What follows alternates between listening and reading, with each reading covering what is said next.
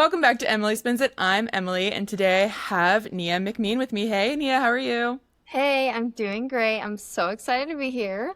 We are so excited to have you. I believe you are our first true contemporary country artist on the show, so it's very exciting. I love that. I'm so excited. So you were born in Nebraska, you grew up in Kansas, and you've been in Nashville a little over a year, right? Yep. But you're a student, is that correct? Yes, I also do school online. Okay. You're studying So health sciences, right? yes. That's good for you, man. That's crazy that you're doing both. Honestly, I don't know how I'm doing both. We're just like taking it a day at a time, Yeah, honestly. I bet. That was actually going to be one of my questions. Like, how do you balance that? Yeah, it's actually pretty hard, but also at the same time, just like so grateful to be doing this. So Yeah. it honestly becomes easier as I keep doing it, I guess. So you also are very close with your family, and you're one of four girls. Yes, I am so close with my family. My sisters are like my best friends. Two of them are older than me, and then I have one younger. So we're just Okay. like we're all besties, and yeah, just really get each other. But yeah, my parents are the best. I miss them and love them so much. I bet. My mom's also one of four girls, and I love a close family. I absolutely get it. Yeah, love that. And so you also released your first EP, Love Letter, in June, but your first single was in 2024, right? Yes, kind of Yeah. crazy to think about. Yeah. I know it's been I mean the EP is like a quick turnaround time, but you have clearly been writing for a little bit. So can hmm you maybe take me through a little bit of that early part of your journey, like how Bitter was made?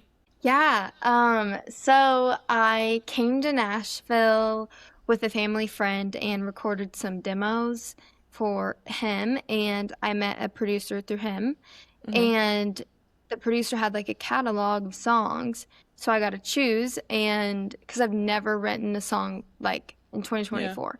And so I picked Bitter, and I just absolutely loved it. I love the sassiness of it, and yeah, and now that I'm like writing and everything, I really lean into the sassiness and stuff like that, which is so cool Absolutely. to see how like that was my first song, and I still am Yeah. doing that, and I didn't even write it.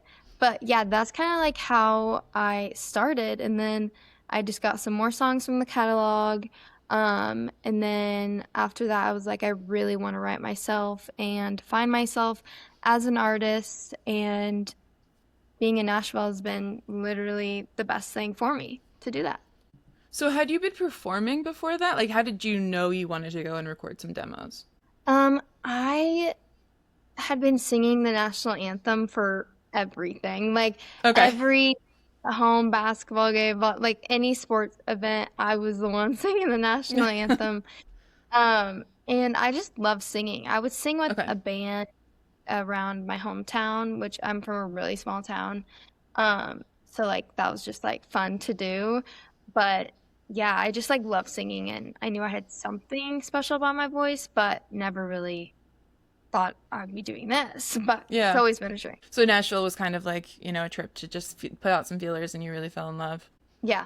But you weren't in like theater or choir or anything. You just sang I was in choir okay. for all of yeah, Yeah. I'm middle always school, just high curious school. how people Yeah. decide like singing's for them, like what were hmm the steps you took to get there. So, okay, you had been singing your whole life. Yeah. Like Awesome. choir, I've like been in some other organizations and stuff, and I would always be in like the choir group of the thing, I would always be Yeah. the singer of it. So yeah. That's great. So, what is the first concert you remember attending growing up? I remember the 1989 Taylor Swift tour. It was so fun. Like my hometown is like 3 hours from like a big city, I would Hmm. say. Okay. And so I remember like it was a whole thing. Like we got to travel, like go there, and it was so much fun. And I love Taylor Swift. She is my Yeah. inspiration. Like so good. And yeah, so I'm love that that was my first concert that I really remember. Yeah, that's a showstopper one for sure. I mean, she puts on. Yeah. I'm not. I'll be honest. I'm not like a huge consumer of her Mhm. music for no reason other than I'm just not. But I Yeah. do know from people who have gone to her shows that it's like full productions. Like she's got choreo, she's got storytelling, she's got some Yeah. um, symbols and stuff. So I'd imagine as an early concert for you, that was really impactful. I How, remember like at the concert, like being like, I wish I could be up there. And I was just so little. I'm like, the fact that I already was thinking this is so cute. Yeah. Yeah. So growing up in like a smaller town, were there like local music venues? Like maybe not major concerts, but like did you see a lot of maybe local bands or not really? Um, a couple. Mm-hmm. There'd be like some like random festival that would be happening, and then I've gotten to sing like the national anthem at a couple of those, and also with the band I was talking about earlier, Yeah. I would sing a couple before they played. Like as like a 13-year-old, I was like, "Oh, I'm Yeah. famous!" Like you know, like Yeah. but yeah, it was so much fun. But yeah. What? So you've mentioned Taylor Swift, but were there other artists that really impacted you as a kid that maybe you were looking up to or aspired to be like when you started your Yeah. performing? Um, I would say Kelsey Ballerini. Okay. Love her. I love like the country pop aspect of all her stuff. Yeah. And I would also say Adele. I really looked up to Adele. Like Yeah. like middle school, that's all I was listening to. Like I would always sing her songs. Like I love her.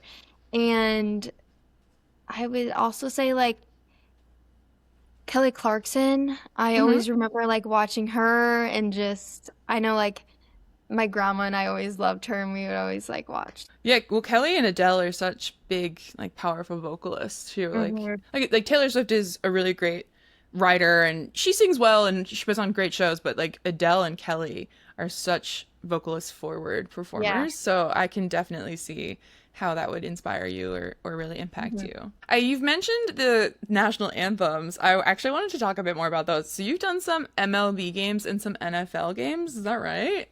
Yes, I have done the Kansas City Royals Mm-hmm. and then I was like 13. Um Definitely like a lot of those were in my younger Yeah, like but that's like really yeah. impressive. Well, thank you. I you know when you're young, you think you well like younger, like I'm a Yeah. little kid. I'm thinking like I'm gonna make it, I'm gonna do whatever and like you just like don't care about judgment when you're like so little, you know? Absolutely. Yeah. So it's really easy for me to do it. But now I look back and like, dang, little Nia, like, all Brave. that, you know? How did you do, like, how does that happen? How do you get in a position where you can sing the anthem? Honestly, I think it's just through like connections because I was Okay. doing it for a while. I would do it for some like bigger sports games like around my like town. But again, very small town, so that doesn't really get anywhere. But I remember I got an opportunity in Nebraska for a baseball game. I think Yeah. the Storm Chasers. I don't know if you know them, I but trust you. Storm You can tell me Chasers and any name and I'd be like, sure. okay. Yeah. Yeah, the Storm Chasers, and then that audition got on the news, so then that helped me get the audition Oh. for the Royals, and yeah, Okay, cool. Yeah, because I don't know anything really about major sports, so I was me like, either. obviously, I wasn't sure how like that Yeah, network went or that path went. But okay, so that's cool. So it was sort of like a mix between you working really hard, but then also a bit of a break there with the news. Yeah, yeah. that's great. Well, I'm glad that that's worked out for you. Well, thank you. 'Cause hot girls always win. Thanks for listening to Emily Spins It, presented by the Indie Music Network and Not Dead Yet Media. This episode was produced by Heather de Armas and edited by me, Emily Mills. Our intro and outro music is Hot Girls Always Win by Really Blonde.